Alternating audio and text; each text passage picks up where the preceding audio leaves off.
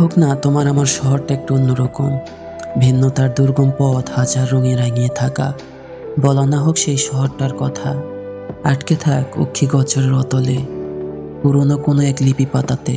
নিত্য নতুন থাকুক না সবকিছু, পুরান শহর কিন্তু তোমার আমার কাছে নতুনত্ব, যা অন্যের মাঝ থেকে হারিয়ে যায়।